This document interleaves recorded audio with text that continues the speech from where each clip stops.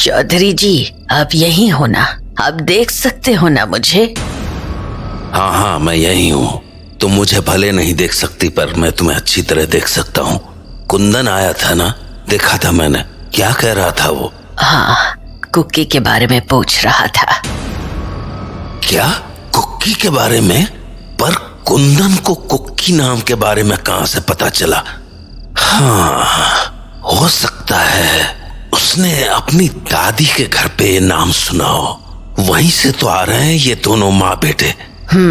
मुझे कविता से बात करनी ही पड़ेगी। न जाने दोनों माँ बेटे क्या खिचड़ी पका रहे हैं। नानी से मिलने के बाद भी मुझे कुकी के बारे में कुछ पता नहीं चला। कुकी का नाम सुनते ही नानी तो बिल्कुल गुस्सा ही हो गई। पर आखिर नानी इतना चिढ़ क्यों गई? कहीं ऐसा तो नहीं कि उन्हें कुकी के बारे में पता हो और वो मुझे नहीं बताना चाहती हो? हाँ, पक्का ऐसा ही है।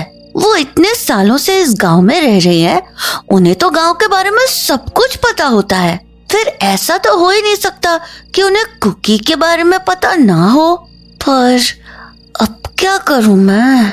नानी से दोबारा यही बात पूछना ठीक नहीं रहेगा। पर अब पूछूं तो किससे? हाँ, घर जाके मासी से पूछता हूँ। उन्हें पक्का पता होगा इस बारे में। कुंदन है घर में? आप यहाँ क्या कर रही हैं? क्यों आई हैं यहाँ? जितना पूछ रही हूँ वही बताओ। कुंदन घर पर है क्या? आपको इससे क्या मतलब है? और आपको कैसे पता चला कि कुंदन गांव आया है? तू उसकी चिंता मत कर। मुझे तो बस इतना बता कि वो घर पर है या नहीं। नहीं है वो यहाँ। अब जाइए यहाँ से। अच्छा है। मैं वैसे भी उससे मिलने नहीं आई हूँ। क्या? कविता को बुला, मुझे उससे कुछ बात करनी है। मैंने कहा ना आप यहाँ से जाइए। मेरा वक्त बर्बाद मत कर अन्नू, और बुला कविता को। मैंने कहा ना। ए कुकी, कुकी कहाँ है? बाहर आ। ये क्या कर रही हैं आप? मुझे कुकी नाम से क्यों बुला रही हैं? ये तो मुझे तू बता कि मैं तुझे इस नाम से क्यों बुला रही हूँ। आपका दिमाग खराब हो गया क्या? चाहती क्या है आप? इतना कुछ तो कर चुकी हैं, आपको अभी चैन नहीं मिला है? अरे, नानी आई हुई है। देख कविता, मुझे तुझसे फालतू की बातें नहीं करनी है। जितना पूछ रही हूँ वो बता। कुंदन को कुकी के बारे में कहाँ से पता चला? अरे आप ये क्या बोल रही हैं? मुझे कुछ भी समझ नहीं आ रहा है। कुंदन क्यों जानेगा मेरे पुराने नाम के बारे में? ये मेरे सवाल का जवाब नहीं है कविता। सच सच बोल, कहीं तेरी सास ने तो उसे नहीं बता दिया कि तेरा नाम कुकी है? तुम लोग वहीं से आए हो ना?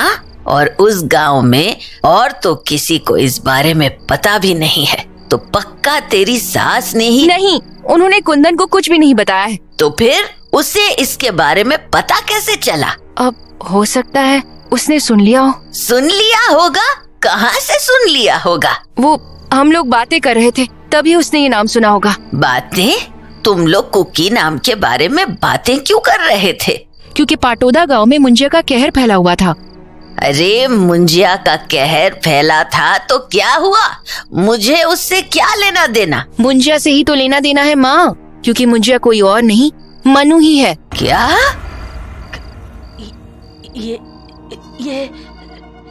क्या बोल रही है तू? मुंजिया मन्नू है? अब तो आपको सब कुछ याद आ ही गया होगा। याद है ना आपने मनु के साथ क्या किया था? पर कैसे? हाँ? बस, आपको आपके सवालों के जवाब मिल गए ना। अब हमें बख्श दीजिए और निकल जाइए यहाँ से।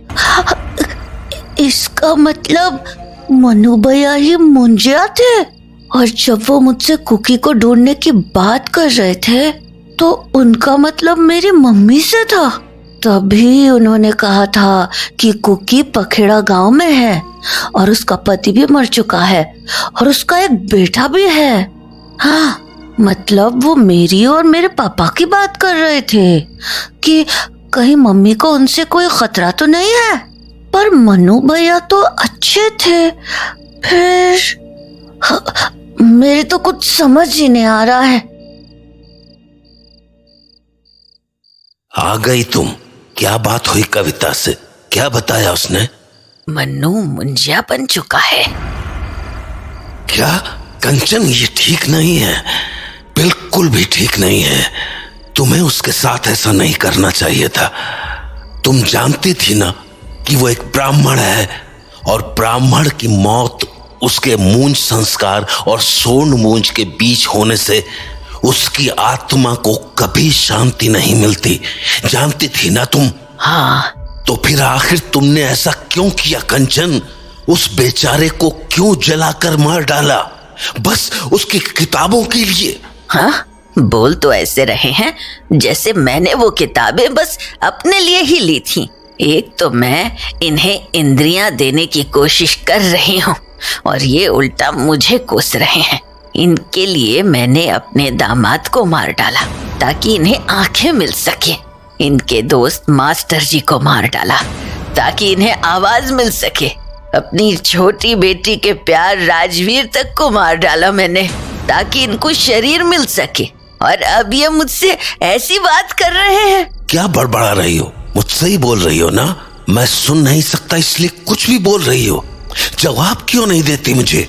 तुम कहती हो तुम्हें उसकी किताबें चाहिए थी, पर किताबें तो उसने तुम्हें पहले ही दे दी थी। फिर उसे जान से मारने की क्या जरूरत थी? बोलो। क्योंकि मुझे बस उस किताब का ज्ञान नहीं चाहिए था। उस किताब के ज्ञान को अपने हिसाब से इस्तेमाल करके ऐसी सिद्धियां हासिल करनी थी जो एक आम इंसान के सोच से भी परे हो। और आज देखो मुझे, मैंने वो सारी विद्याएं सिद्ध कर ली हैं जो लोग अपने सपने में भी नहीं सोच सकते। अगर आज मन्नू जिंदा होता तो वो मेरे रास्ते का कांटा जरूर बनता, क्योंकि वो कविता से शादी करके इसी घर में आने वाला था। अगर उसे मेरी तंत्र विद्या का पता चल जाता तो वो मेरी सारी सिद्धियों को नष्ट कर देता। सीधे सीधे क्यों नहीं कहती हो तुम कि तुम हमेशा से डायन विद्या सीखना चाहती थी, और मन्नू एक ज्ञानी ब्राह्मण होने के नाते ऐसा कभी नहीं होने देता। तुम्हें जो सोचना है सोचो, मेरे पास वैसे भी समय कम है। गांव का संकट अब तक पूरी तरह से टला नहीं है। मैं हमेशा इनसे ऐसे बात नहीं कर सकती। मुझे इन्हें सुनने की शक्ति देनी ही पड़ेगी। तैयार हो जाओ, मैं तुम्हें सुनने की शक्ति देने वाली हूँ।